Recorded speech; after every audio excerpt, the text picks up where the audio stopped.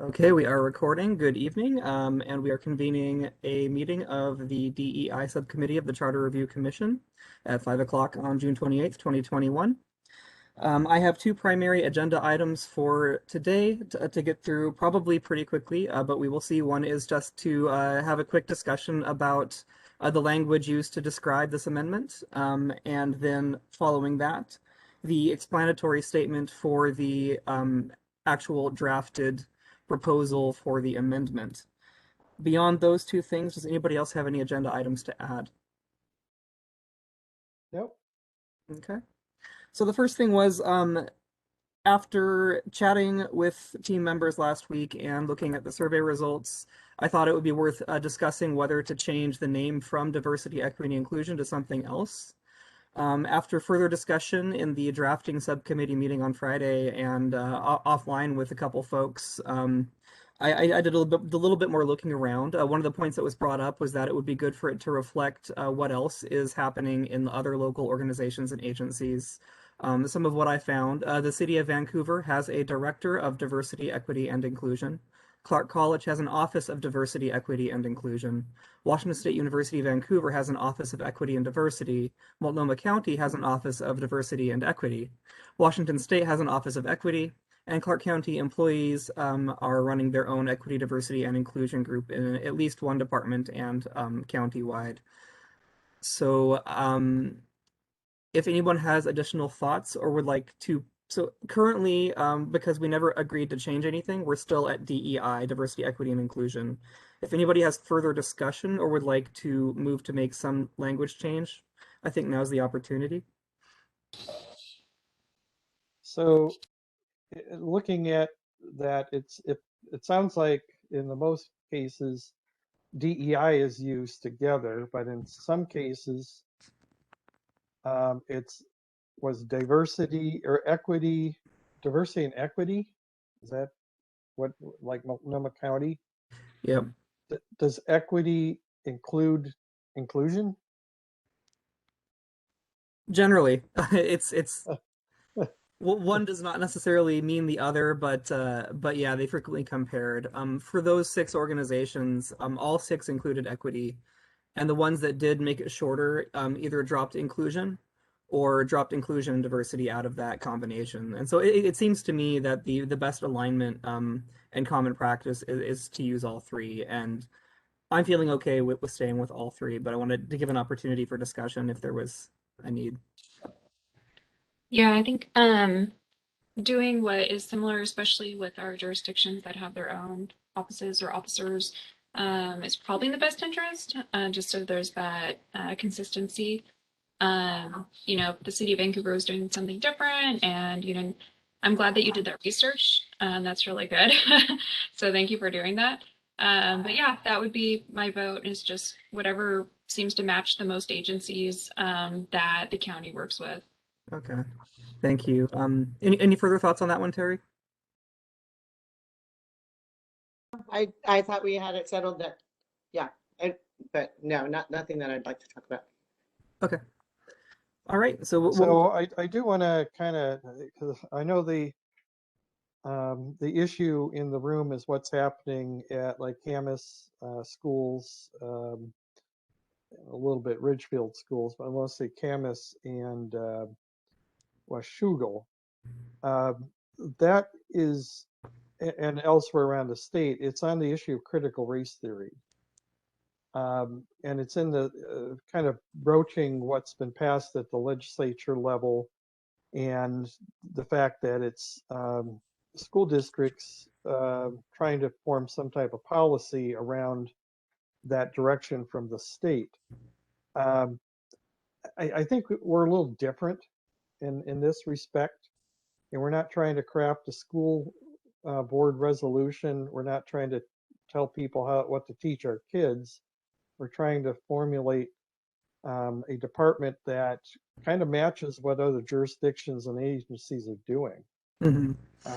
And I don't see people picketing Vancouver City Hall, even though they did create a department around this last year. I haven't seen it at WC Vancouver. I haven't seen it at Clark College. So I appreciate the sensitivity and the concern over safety. I just think we're different in what we're doing here. Okay, I'm gonna have to maybe just correct you on a couple things you said that were not correct. What's happening at the school district is not only about the policies and stuff, it's about the word equity, and I've listened to them over and over. But I do agree that we should move on. I don't, I just think just bringing up, going, okay, this is something that we should be concerned that may need some education around is helpful. And I'm all for keeping it DAI, and I don't really want to discuss what's going on with the school districts.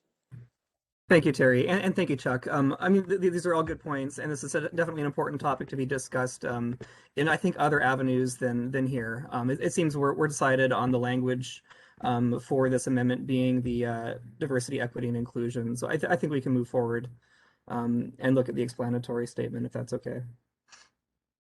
Okay. So Chuck has very kindly prepared. So he determined that we have 100 words only for our explanatory statement. Yeah, there's two things that control here. One is the ballot language can be no more than 75 words, and explanatory statement can be no more than 100 words. Now, I had a long discussion with Greg Kimsey this afternoon, not too long before this meeting, and so we were just going over a whole bunch of things. The explanatory statement does not need to be part of the resolution, but eventually we will need to supply it to the elections office. And so what I think we're trying to do here is cover both things, even though the explanatory statement will, it might have shown up in the draft resolutions that Doug Lash and I prepared over the weekend.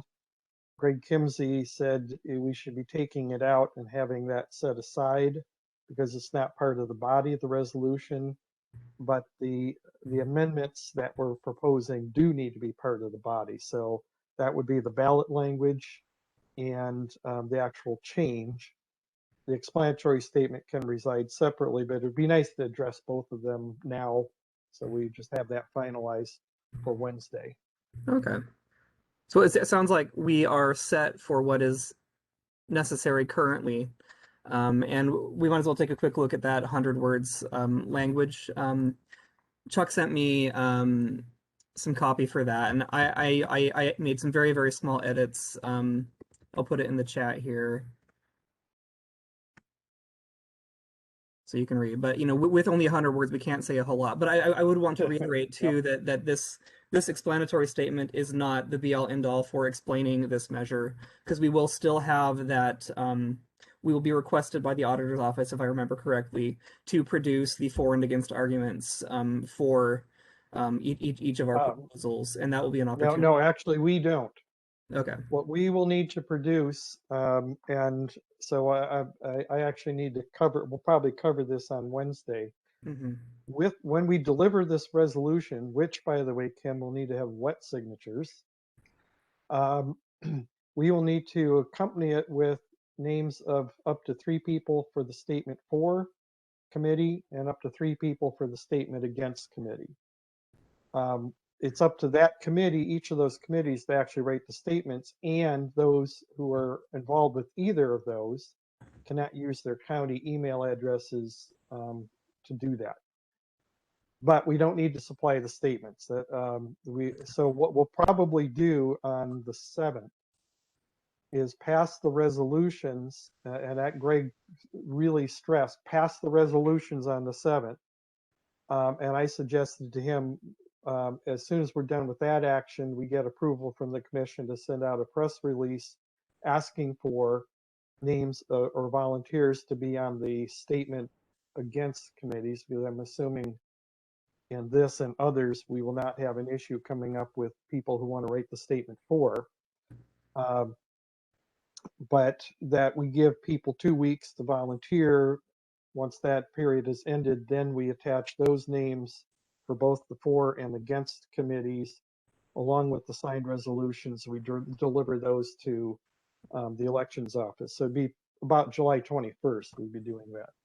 Great, that helps put it into context. And those groups of 3 will be able to give the a little bit more in depth of a Yeah, and they will have until August 13th to do their work. There's 2 steps. They write the statement for or statement against, and then they will the elections office will share those statements with the other side, and then each side will then be given the opportunity to write the rebuttal to the statement for or statement against. All of that needs to be completed by August 13th. Okay. And so I'm going to try to explain this in our meeting on Wednesday, but it's actually quite a process. Yeah, if you're able to draw a picture, maybe that would help. Yeah. So are those positions on that? Is that voted by the commission? No, we don't need to, but we can ask. I would imagine we could ask after we have adopted the resolution. So one of the things that Greg and I talked about was I wanted to make sure that we actually passed the resolutions first before we went out and started seeking people for the statement for or statement against, because you could easily put the cart before the horse. You're asking for volunteers for these committees, even though you haven't passed the ballot measure yet, or put the measure on the ballot. So probably what we would do is after we've approved each of the resolutions, and there's 7 resolutions, we will then ask for, are there people who would want to volunteer for either side, so we can keep it, unbiased, up to 3, and then we would note those names and personal email addresses for those who sign up. For those that we don't, we would then put out a press release asking to give 2 weeks for people to volunteer for that committee. So yes, we can do that. We just can't write the statement in the meeting. I didn't think I was just asking Yeah. if they were voted by the commissioners, voted who would be on the 4 and. There is no process, so Okay. it's really up to Thanks. us as to how we want to do that. Okay, that was my question. Okay. Opportunity for commissioners that have not been in like the limelight or done a lot of things to be able to have their voice heard, Well, just keep in mind that there will be a word limit to the statement for and statement against. There will be a word limit to the rebuttal. I don't know what those are. I will just leave that to when it happens, and the elections office will help facilitate that when it does happen. So there's certain guidelines that what you can say or what you can't say. Just read a voter pamphlet. You can, on any measure in the last couple of years, you can see what people tend to say on these things. Don't follow the city of Vancouver's charter amendments. They had 7 back in 2019. They had statements for, but nobody wrote a statement against. So there's really nothing to look at. I would look on that same ballot on that ballot. I believe was the Camas bond measure for the pool. That one did have statements for, statement against, and then rebuttals. And I believe I clipped parts of those for the presentation on Wednesday. Okay. Look forward to seeing that. So with all that in mind, sorry, Terry, go ahead. No, okay. Okay. With all that in mind, can we live with the current language for that 100-word explanatory statement? Let me look at it real fast. And when we're done, Chris, if you could email that and then the ballot language to me, and I'll make sure it's included, because I'm probably going to be working tonight on getting everything finished, since I haven't heard back from the county manager as far as clerical help. Yeah, I'll get that to you right after this meeting with any edits, so if we do make any. And the one thing too, just to note, is where things were changed to diversity and inclusion, we'll have to reincorporate the word equity into those ones as well. Shouldn't be I don't too think hard. anything was changed. I mean, this wasn't even within, was it? Has anything Yeah. changed? Equity was taken out of a couple of the sentences. Yeah, for Just what we need looked to- at on Friday. Yeah, just need to make sure you're 100 words or less here, and then Yeah. 75 words or less on the ballot measure. Yeah, this piece here already includes that change to diversity, equity, and inclusion. All right. Oh, almost. Missing a word. But I'll Okay. email you the final one. Okay, I'm good with that. Okay. Yep. Any heartburn? Nope. Anything else to chat about Nope. today in this meeting? No, I think you've done a good job. Well, thank you all. Good to see you. Good work. Enjoy your evening. Have a And good day. we're adjourned. Yeah, All stay right. cool. Thank All right. you.